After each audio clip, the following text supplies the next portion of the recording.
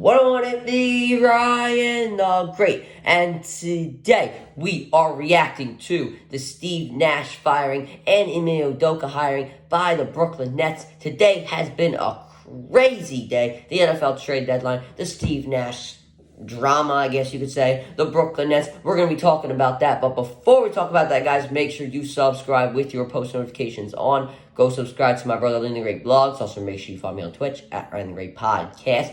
And without further ado, ladies and gentlemen, let's get right into it. So, as we all know, today, on Tuesday, November 1st, 2022, the Brooklyn Nets have fired Steve Nash after a 2-5 start. And, 2 hours later, they're going to put Ime Udoka in as their next head coach. This is insane. So, as we know, in the offseason, the Brooklyn Nets looked like they were in for a disaster when Kyrie Irving might have declined his player option and left the Brooklyn Nets for the Los Angeles Lakers, and when Kevin Durant requested his trade. The only way Durant would stay is if Sean Marks, the general manager, and Steve Nash were out from their positions. Ultimately, Joe Tsai and Kevin Durant talked it over, and Durant said he would stay. With Steve Nash and Sean Marks still in their roles. But now, all of a sudden, the Brooklyn Nets have fired Steve Nash after a 2-5 start. Personally, I think Durant just agreed to it. I don't think he ever was on board with keeping Steve Nash. I think that he just wanted him to go, but he just had to accept it because he knew that they were never going to leave and that the Brooklyn Nets probably weren't going to trade him whatsoever.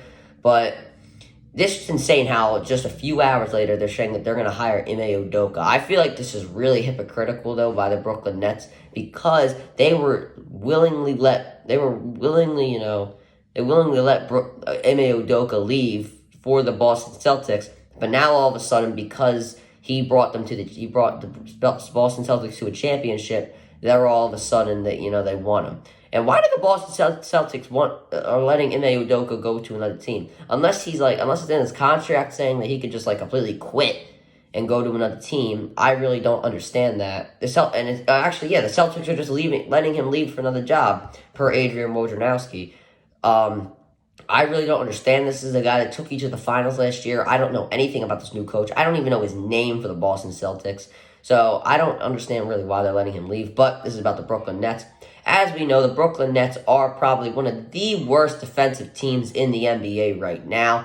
I mean, they blew, a 29-point lead to the Indiana Pacers, while they ultimately did end up winning this game. They did, 116-109. They blew a 29-point lead here. And I think another problem with the Brooklyn Nets is that they're I don't think everybody's fully committed. Everybody's talking about Ben Simmons, how he's, he's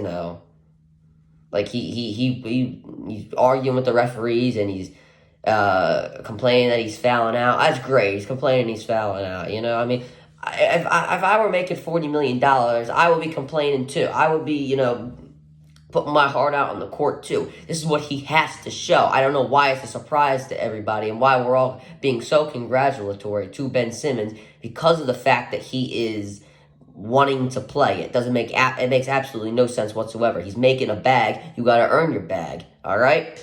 Kevin Durant, I still think he wants to leave Brooklyn. I just think that Joe Tsai might have told him that you got to give me this year. It's either after this year with Kyrie's leaving next year, you can just stay for this year and then we'll trade you. We'll get you out of here.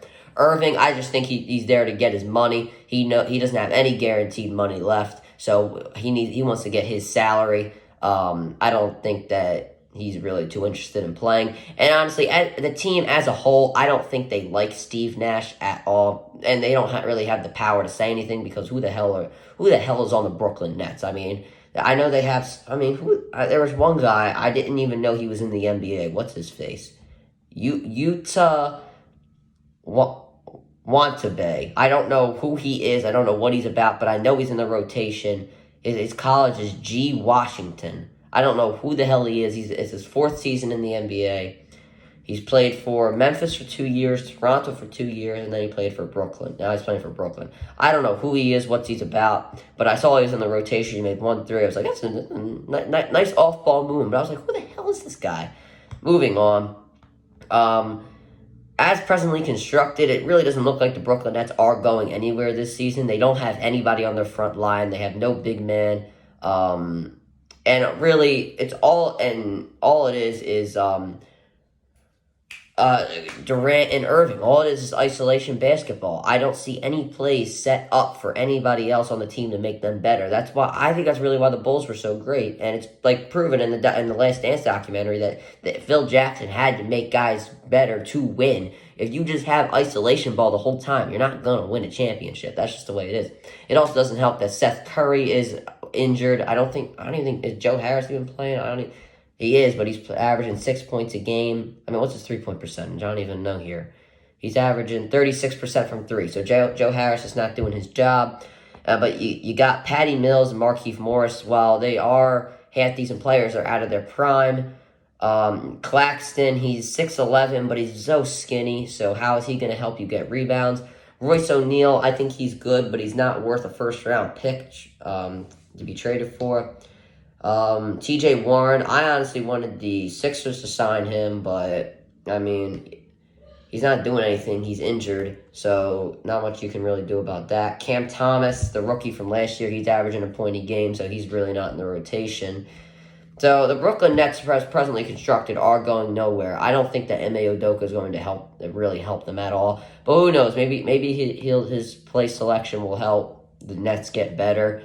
Personally, I don't like the Nets at all, since they're in the Sixers division, obviously. So I don't want them to get any better. Do I think getting rid of Steve Nash and making Ime Udoka the coach is a better decision for them? Yes. Do I think they'll get any better from it? Maybe. They probably won't go any farther than the conference finals. I still have the Bucks coming out of the East. They're still undefeated. The Bucks are just too good right now. They're a better team than the Brooklyn Nets by far. But to be honest, I really do think that we all knew that Steve Nash was not going to remain as the head coach of the Brooklyn Nets. I mean, for goodness sakes, the brother hasn't coached on any level whatsoever. Has the guy even coached on elementary school level? I mean, are you kidding me today? I really don't know why he was hired. I don't know why Joe Tsai listened to Durant and Irvin on that one. I think that was one of the stupidest decisions they made. But I give him props for firing them. Firing him after a 2-5 start. I suppose Durant, approved it in a second. But the Nets are in chaos right now. This is not good. You can't be in the middle of the season having chaos. I don't think that's why they didn't win last year, because they were in so much shambles with Irving not wanting to play. Or not, well, it's not that I don't think he wanted to play, it's just that he wasn't there. Well, Ben Simmons, I don't think he wanted to play at all.